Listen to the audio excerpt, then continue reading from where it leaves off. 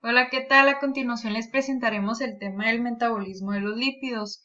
El equipo 4 está conformado por Rosa Silva, Miriam Patricia, Sánchez Medina, Juan Antonio, Martínez Barraza, Evelyn, Carrillo Contreras, Luis Javier y Valenzuela Felician Cintia. Aquí podemos ver el índice de lo que veremos a continuación, que será una breve introducción acerca de la digestión, absorción y transporte de los lípidos. En el desarrollo se hablará de las vías de activación y transporte de estos, del proceso de la beta-oxidación, de la cetogénesis y sus intermediarios, y del mecanismo de activación hormonal y activación de la gluconeogénesis. Y por último se dará una conclusión.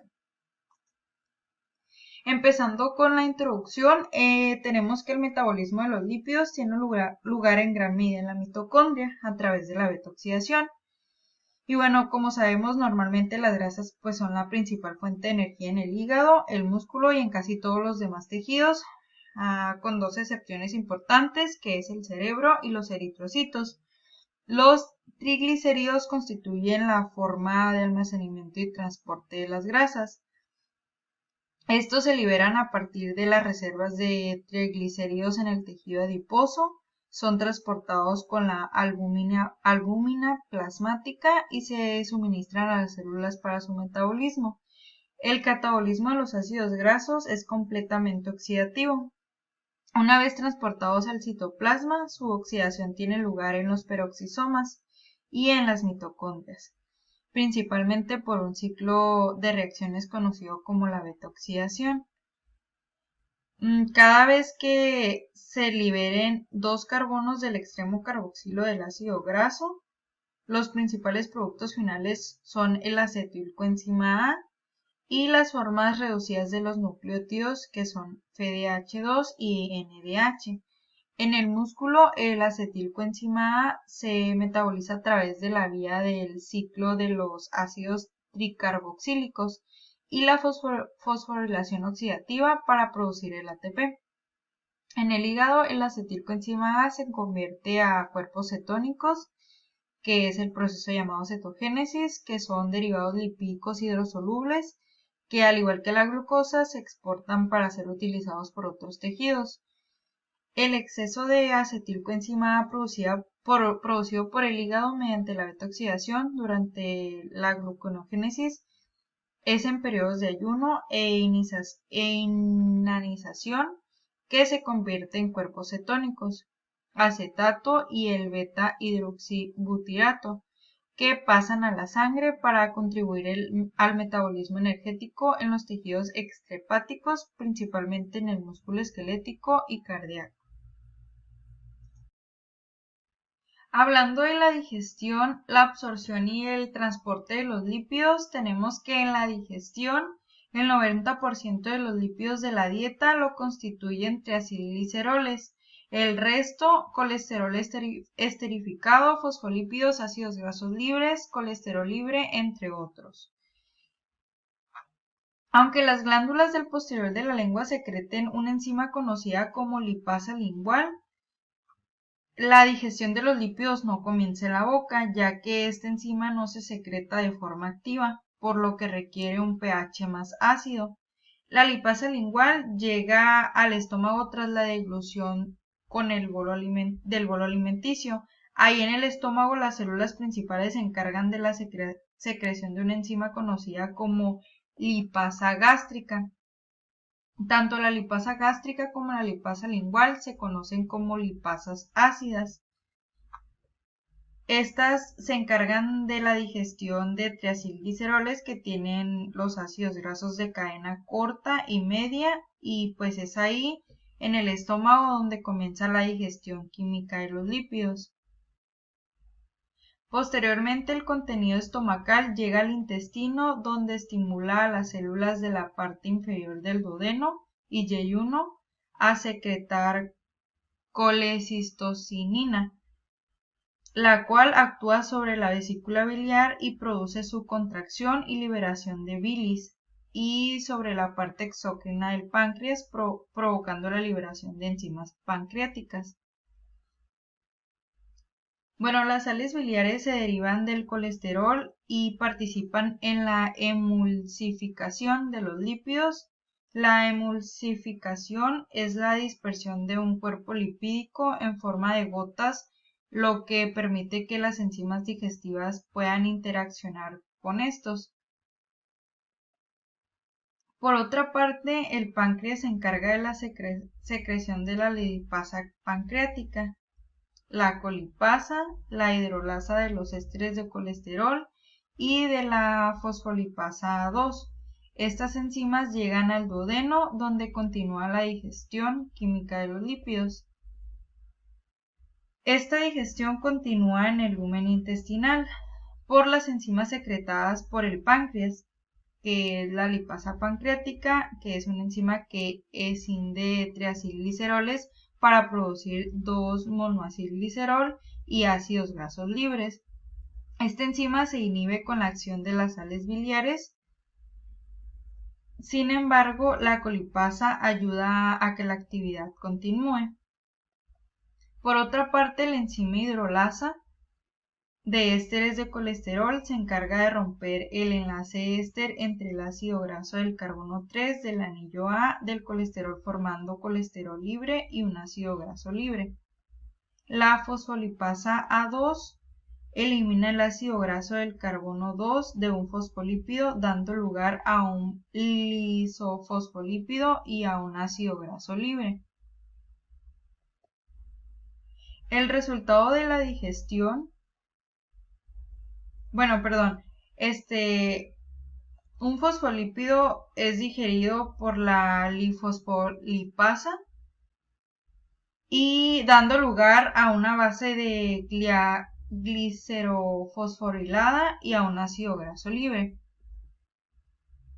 Ahora sí, el resultado de la digestión de los lípidos por parte de las enzimas producidas en la boca, el estómago y el páncreas son 2-monoacilglicerol, ácidos grasos libres, colesterol libre y una base glifosforilada. Los productos de la digestión de los lípidos se absorben al formar micelas con sales biliares. Es importante mencionar que el colesterol se absorbe mediante un mecanismo de endocitosis mediado por la proteína Newman-Peak.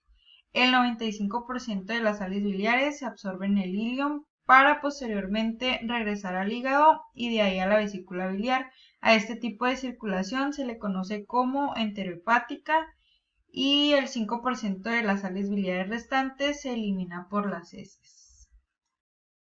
En el transporte de los lípidos va a estar acompañado de las lipoproteínas, principalmente por los kilomicrones, que son las primeras lipoproteínas que se forman derivadas de nuestra alimentación, que son las VLDL, o sea, las proteínas de muy baja densidad, las LDL, que son lipoproteínas de baja densidad, y las HDL, que son las de alta densidad.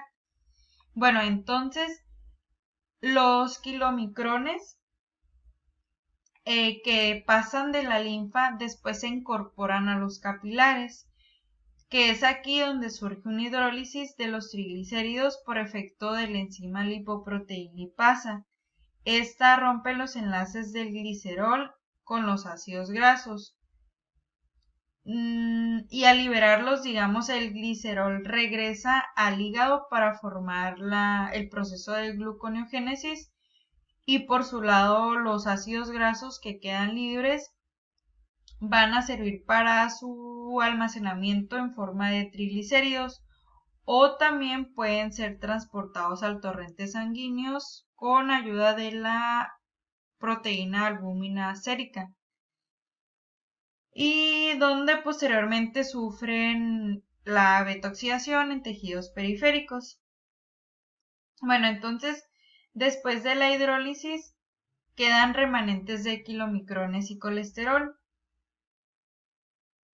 donde estos entran al hígado y aquí se pueden utilizar para realizar la biosíntesis de una nueva cuenta de grasa y colesterol.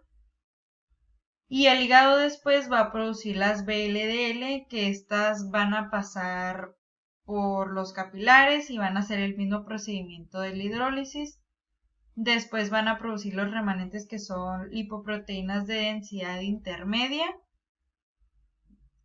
y donde estas van a regresar al hígado para su procesamiento y estos remanentes también pueden dar origen a los LDL, que son los más ricos en colesterol, que a su vez pueden seguir un camino hacia el hígado o pueden irse a los tejidos periféricos, como por ejemplo en los músculos.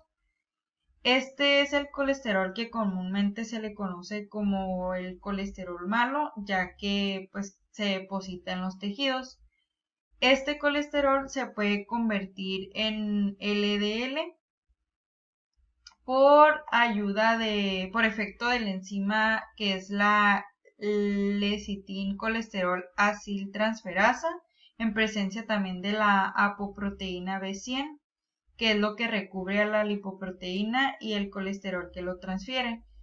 Por otro lado, el colesterol bueno, que está contenido en las HDL, estas lipoproteínas se van a encargar de recoger el colesterol de los tejidos y lo van a llevar al hígado para que ahí se procese. Ok, les voy a hablar sobre la vía de activación y transporte. Para la activación de los ácidos grasos y para su transporte a lo que es el interior de la mitocondria, este se va a dar gracias a la formación de un enlace tioéster con la coenzima A. Los ácidos grasos no se encuentran de manera libre en el cuerpo y por ello, pues, se necesitan y están unidos a lo que es la albúmina. Y bueno, por cada albúmina podemos tener de 6 a 8 moléculas de ácidos grasos. En el citosol, estos se encuentran unidos a una serie de proteínas fijadoras de ácidos grasos.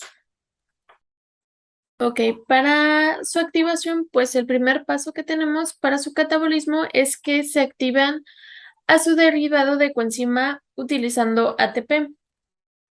Después tenemos que el grupo carboxilo es activado primero a un intermediario de acil-adinilato de alta energía unido a la enzima y pues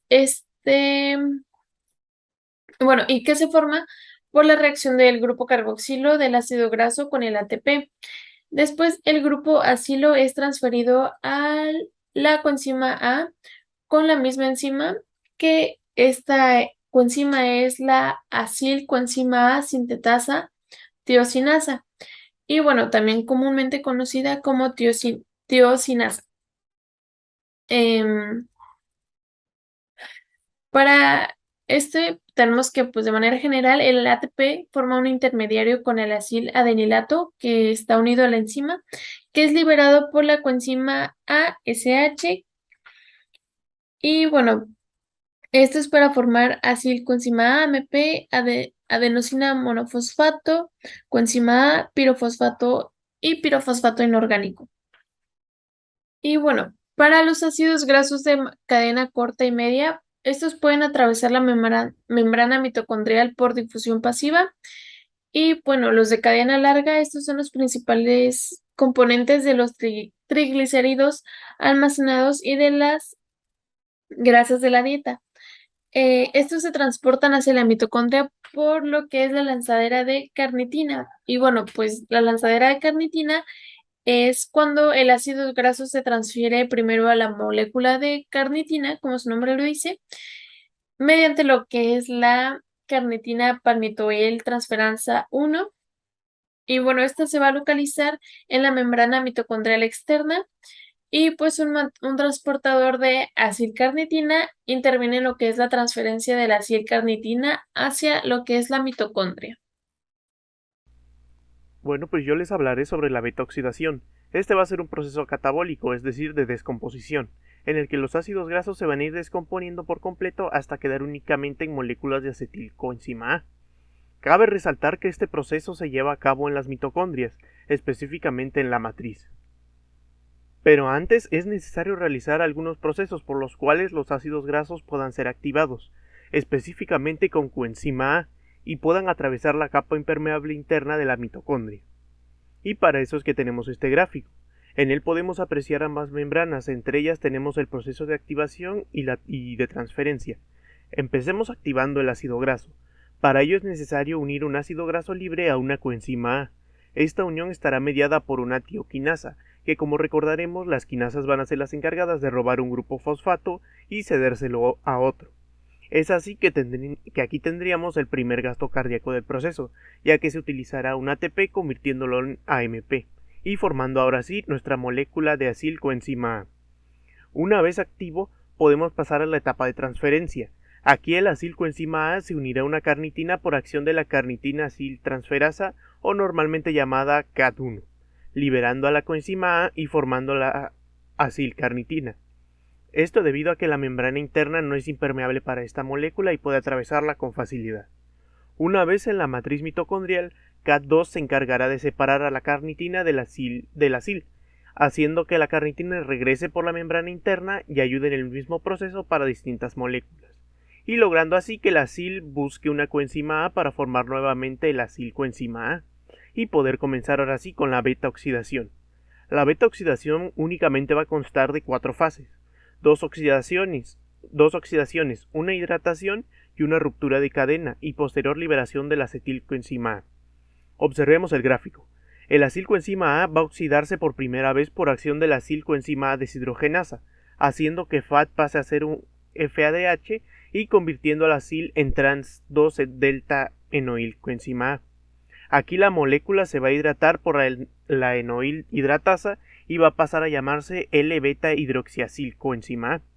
En esta parte se llevará a cabo la segunda oxidación mediada por la deshidrogenasa del mismo nombre, solo que esta vez utilizará un NAD que pasará a ser un NADH y formará beta-cetoacilcoenzima A. Esta es la última parte de la reacción y habrá la ruptura de su cadena por acción de una tiolasa para formar el acilcoenzima A y el acetilcoenzima A. El acilcoenzima A tomará nuevamente su lugar y repetirá este proceso, otras 7 veces aproximadamente, mientras que el acetilcoenzima A se liberará y pasará al ciclo de Krebs. Al final, por un ácido graso libre de 16 carbonos generaríamos 8 acetilcoenzima A, puesto que cada uno tiene 2 carbonos. Por ende, 8 ciclos de Krebs generando mucha más energía. En cuanto a energía, en este proceso tendríamos un FADH y un NADH, que por cada uno tiene una gran cantidad de ATPs bastante importante. Por 7 ciclos de beta oxidación vamos a tener 7 FADHs y 7 NADHs, obviamente. Cada NADH y FADH tiene su cantidad de ATPs específica. Si multiplicamos esa cantidad por 7, nos va a dar que, por ejemplo, en FADH nos quedaría 10.5 ATPs y por NADH nos quedaría 17.5 ATPs. Así, si lo sumamos, nos generaría una producción de 28 ATPs. A esto le tenemos que restar un ATP de la activación del principio del ácido graso y que nos dejaría con un total de 27 ATPs producidos en este proceso. Hola, yo les voy a hablar acerca de la cetogénesis y sus principales intermediarios. Para empezar, la cetogénesis es un proceso metabólico el cual va a formar los cuerpos cetónicos por la beta-oxidación metabólica de las grasas. Este mecanismo va a ser complejo, se va a llevar a cabo en las mitocondrias y pues esto va a ser a partir del catabolismo de los ácidos grasos. La obtención de los cuerpos cetónicos es importante que sepan que va a tener lugar cuando el organismo sea sometido a periodos exhaustivos de ayuno. Estos cuerpos cetónicos se encuentran divididos en 3 derivados lipídicos hidrosolubles, que sería el acetoacetato, la beta-hidroxibutirato y la acetona. Es importante también, otro aspecto importante a mencionar, el hidroximetilglutaricoenzima mitocondrial va a ser el intermediario esencial en este proceso de cetogénesis. ¿Por qué les digo esto? Porque la vía de formación de estos cuerpos cetónicos va a implicar la síntesis y la descomposición del hidroximetilglutaricoenzima en la mitocondria y pues posteriormente estos cuerpos cetónicos van a ser acumulados y se van a exportar hacia la sangre. En la siguiente diapositiva les traje un diagrama que obtuvimos del Baynes y pues les voy a explicar en qué consiste esta vía de la cetogénesis. Pues va a empezar a partir de los productos de la beta-oxidación. que sería la acetilcoenzima A. El primer paso consiste en la condensación de 2 moléculas de acetilcoenzima A. Esta reacción es catalizada por la acetilcoenzima transferasa y se va a producir lo que sería la cetoacetilcoenzima A. Esta cetoacetilcoenzima A se va a condensar con un tercer acetilcoenzima A gracias a la acción de la hidroximetilglutaryl sintasa, esta que está aquí, para formar lo que sería la hidroximetilglutarilcoenzima A. Esta de aquí se va a degradar hasta acetoacetato gracias a la acción de la hidroximetilglutarilcoenzima A liasa. Y pues aquí, todo este proceso de aquí sería para formar el primer cuerpo cetónico, que sería el acetoacetato, y de aquí van a derivar los otros dos. El acetoacetato se va a reducir hasta beta hidroxibutirato, que es esta parte de acá, por la intervención de la beta hidroxibutirato deshidrogenasa, y pues esta va a depender del NADH. Y ya, regresándonos para formar el tercer cuerpo cetónico, pues el acetoacetato va a producir o experimentar la descarboxilación no enzimática, y este proceso va a ser sencillo, va a producir acetona, que es el tercer cuerpo cetónico, y CO2. Y ya, pues estos en conjunto van a ser solubles, y ya, pues esto sería toda la formación. Van a ser después transportados de forma sencilla a través de la circulación sanguínea, y pues no van a tener la necesidad de anclarse a alguna estructura de albúmina, como es el caso de los ácidos grasos. Estos cuerpos cetónicos van a ser captados en tejidos extrahepáticos como el músculo esquelético y el músculo cardíaco, donde van a ser convertidos en derivados coenzima A, pues para su debido metabolismo. Estas células pueden volver a convertir los cuerpos cetónicos en acetilcoenzima A para entrar en lo que sería el ciclo del ácido cítrico para producir ATP. Y eso sería todo por mi parte. Muchas gracias. Por otra parte, la regulación del metabolismo lipídico por el glucagón y la adrenalina activa una lipasa sensible a hormonas en el tejido adiposo y en coordinación con la activación de la proteólisis en el músculo y la gluconeogénesis en el hígado. El metabolismo de los ácidos grasos a través de la beta-oxidación en el hígado va a generar ATP para la gluconeogénesis. Por otra parte, el acetil-CoA será convertido y liberado a la sangre como cuerpos cetónicos, y estos efectos van a ser revertidos por la insulina después de una comida. Y finalmente tenemos la conclusión, donde a manera de resumen tenemos que el catabolismo de las grasas es sobre todo un proceso mitocondrial, pero también ocurre en los peroxisomas, utilizando diferentes procesos de transportes específicos de longitud de la cadena y de enzimas catabólicas. Surgen las principales vías del catabolismo de los ácidos grasos, donde implica su degradación oxidativa en unidades de 2 carbonos, en el proceso de la beta-oxidación que produce acetilcoenzima A. En la mayoría de los tejidos, las unidades de acetilcoenzima A se emplean para la producción del ATP en la mitocondria. En el hígado, el acetilcoenzima A se cataboliza a cuerpos cetónicos, principalmente en acetoacetato y beta-hidroxibutirato, a través de una vía mitocondrial denominada cetogénesis. Los cuerpos cetónicos se exportan desde el hígado para el metabolismo energético en los tejidos periféricos.